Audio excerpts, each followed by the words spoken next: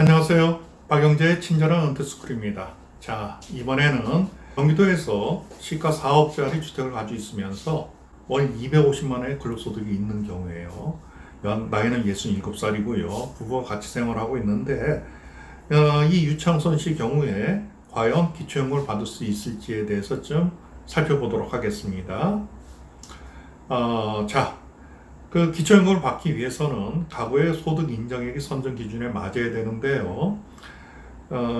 유창성 씨의 경우에는 부부기 때문에 일반 수급자로 기초연금을 받으려면은 최소한 그 소득 인정액이 월 236만 8천 원 이하여야 되는 겁니다. 자, 그러면 여기에서 소득 인정액 산정 방식을 보면은 먼저 소득 평가액이 있습니다. 소득 평가액은 근로소득과 더불어 가지고 다른 기타 소득이 있는가 이게 들어오는 거, 이게 합산이 된 거고요. 그 다음에 또 하나 가지고 있는 재산의 소득 환산액, 이 재산을 월 소득 얼마로 환산할 것인가, 이 두 가지가 합해진 겁니다.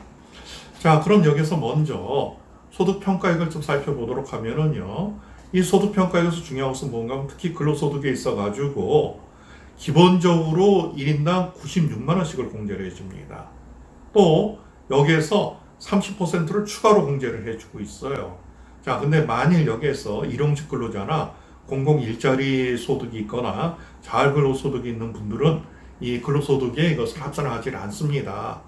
또 한 가지, 만약에 부부가 같이 맞벌이를 해서 두 군데서 소득이 나오게 된다. 그럼 이것을 합산하는 것이 아니라 부부 각각 이렇게 남편의 경우에도 기본 공제액인 96만 원, 부인도 기본 공제액 96만 원, 그리고 남편도 30%, 부인도 30% 추가로 공제를 해주게 됩니다. 자, 기타 소득은 사업소득, 재산소득, 공적 이전소득, 무료 임차소득으로 구분이 되는데요. 사업소득은 말대로 기타 사업소득을 이야기를 하는 겁니다. 도매업, 소매업, 제조업, 농업, 기타 사업을 통해서 얻은 소득이 해당이 되는 거고요. 자, 임대소득 같은 경우에는 부동산과 동산, 재산을 대해서 발생하는 소득을 임대소득이라고 이야기를 합니다. 자, 재산소득은 이자소득 같은 경우에는 예금, 적금, 주식, 여기에 이자나 배당 또는 그 채권의 경우에 할인해서 발생한 소득을 이야기를 하고요. 연금소득인 경우에는 내가 가지고 있는 민간연금에서의 소득, 연금저축과 같은 데에서 정기적으로 발생하는 소득을 연금소득이라고 이야기를 합니다. 공적 이전소득은 각종 법령 및 규정에 의해서 정기적으로 지급되는 각종 수당, 연금, 급여를 이야기를 하는데요.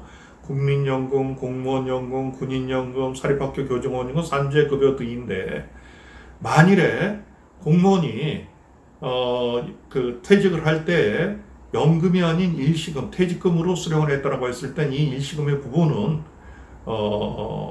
재산으로 인정을 하게 됩니다. 자, 무료 임차 소득이라고 있는 것이 있는데요. 이게 참 재밌는 게, 자녀 소유의 고가 주택에 거주하는 경우 임차료에 상응하는 부분을, 자녀들한테 임차료는 안 내겠지 하지만은 임차료에 상응하는 부분을 그 소득으로 인정해 버리는 거예요. 그래서 아무 주택이나 다는 아니고요. 시가 표준 6억 이상인 경우에는 연간 0.78%의 소득을 적용시키는데, 예를 들어서 자녀 소유의 6억 상당의 집에 거주하고 있다 그러면 이때는 39만 원을 소득으로 인정해 버리고요. 만일 20억짜리 집에 거주하고 있다고 하면은 월 130만 원을 소득으로 인정하는 이런 것이 무료임차 소득입니다.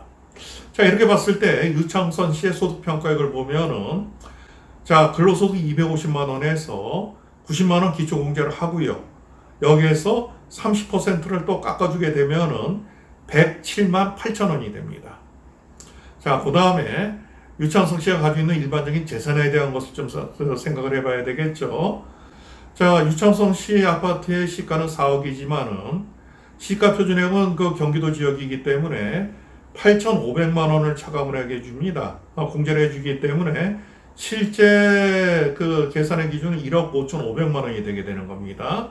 자, 그러면은 4억의 아파트를 소유한 유창선 씨의 재산의 소득 환산액을 살펴보면은 자, 말씀드린 대로 1억 5,500만 원을 기준으로 해서 이것에 대한 4%를 기준으로 이것을 다시 12개월로 나누게 되면 월 51만 6,666원의 소득으로 간주가 되게 되는 겁니다.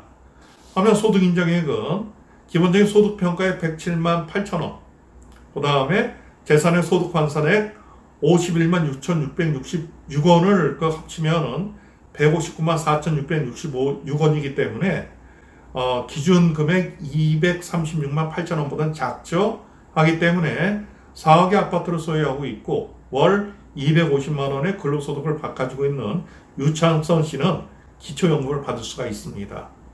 만약 이 유창선 씨가 50만 원의 국민연금을 받는 경우 어떤가를 보면은요. 자, 소득 평가액에서만 차이가 나게 되겠죠. 자, 250만 원 소득에서 96만 원 공제하고 여기에 또 30%를 또 제하게 됩니다. 거기에 기타 소득에 국민연금이 들어가 있고 50%가 합산이 되면은 157만 8천 원이 됩니다. 해서 소득 인정액은 그 소득 평가액 157만 8천 원, 재산의 소득 환산액 516만 6,666원에서 토탈 209만 4,666원이 되는 겁니다. 하기 때문에 기준액인 236만 8천 원보다 작기 때문에 기초연금을 받을 수가 있는데 만약 여기에서 그 유창선 씨가 국민연금이 100만 원이 50만 원이 아니라 100만 원을 수급하게 되면은 기초연금 해당에서 탈락하게 되게 되는 이런 경우도 나타나게 되는 겁니다. 2억의 예적금을 갖고 있고 3억 상당의 주식을 가지고 있습니다. 그런데 이 부분은 자녀 명의 아파트에서 자녀와 함께 거주하고 있는 금융투자자의 경우입니다. 자, 이 경우에 토탈 5억의 금융자산을 가지고 있는데 이분이 과연 기초연금을 받을 수 있는가를 한번 살펴보도록 하겠습니다. 자, 이분의 경우에는 뭐 다른 건 다 없고요. 금융자산만 가지고 있는데 5억에서 전체 금융자산 5억에서 2천만 원을 공제해 주니까는 기준은 4억 8천만 원이 됩니다. 이 4억 8천만 원에 4%가 해당이 되고요. 이 4%를 다시 12개월로 나누게 되면은 월 160만 원의 소득 인정액이 되는 겁니다. 236만 8천 원보다 작죠. 해서 5억의 금융자산을 가지고 있는 사람도 기초연금을 받을 수가 있는 겁니다. 기초연금은 재산과 소득에 밀접한 관계를 가지고 있습니다. 2018년도에 어떤 일이 있었냐면요. 70대 자매가, 두 자매가 언니 소유의 주식 계좌를 차명으로 맡았다가 기초연금 자격이 박탈된 케이스가 있어요. 왜냐면은 월소득 인정이 이상으로 돼버린 거죠. 이 같은 경우에 소송까지 갔는데 결국은 패소를 했습니다. 그러니까는 다른 사람들의 자산을 맡아준던가 하는 것은 상당히 주의해야 될 필요가 있습니다. 자, 우리가 금융자산이 많은 경우 또는 내가 정기적인 수입이 있는 경우 이 같은 경우에 내가 그 자산도 있고 수입도 있기 때문에 기초연금에 해당되지 않을까 하고 지레 포기하는 경우들이 있는데 살펴보면은 다양한 그 적용에 대한 부분들, 공제에 대한 부분들이 존재하기 때문에 우리가 다각적으로 검토할 필요가 있을 것 같습니다. 자, 기초연금은 해당 연령에 도달한 분들은 무조건 한번 신청을 해보세요. 잘 되면 좋고요. 만일 안 됐다 그러면 이 다음에 1월 1일 또 신청하시고 또 그래도 안 됐다면 그 후에 또 신청하시면서 왜냐면 기준이 계속해서 바뀝니다. 꼭 내 권리 찾아가길 바라겠습니다.